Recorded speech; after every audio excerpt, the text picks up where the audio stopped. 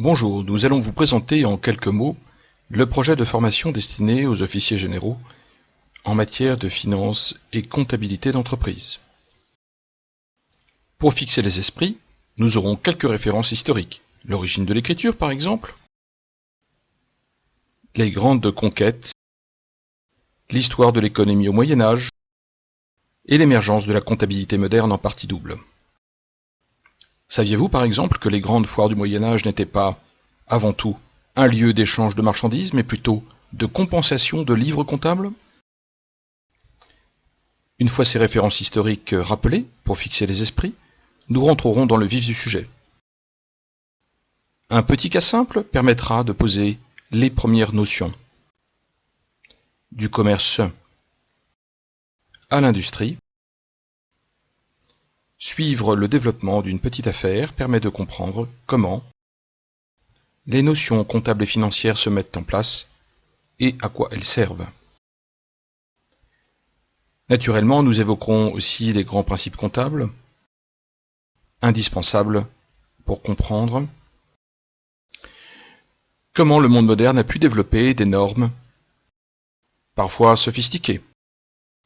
En tout cas, dans un premier temps, nous nous concentrerons sur les notions principales.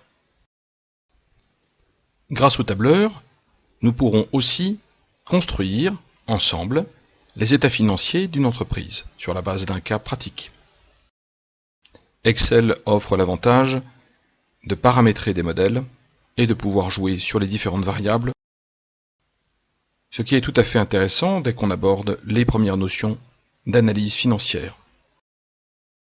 Dans ce cas, par exemple, on s'intéressera à l'éventuelle comparaison du rapport entre les dettes financières et les fonds propres d'une entreprise donnée par rapport à son secteur de référence et dans le temps. De tels tableaux sont pratiques et manipulables et sont proches de ce que trouveront nos interlocuteurs dans les entreprises. Nous alternerons les cas pratiques avec des rappels de notions, en particulier pour mettre en évidence la logique des grands agrégats. Comment passe-t-on du chiffre d'affaires au résultat net, par exemple? Quel est le rôle des fonds propres? Comment resituer la problématique de l'entreprise dans un environnement plus large, les marchés financiers? Comment comprendre les critères d'arbitrage entre le rendement et le risque sur les projets, dans les décisions d'investissement? Pour nous rapprocher du contexte réel, nous prendrons aussi le rapport annuel d'un grand groupe. Merci de votre attention lors de cette présentation. Nous espérons participer à cette formation et transmettre notre enthousiasme et notre passion pour ces disciplines.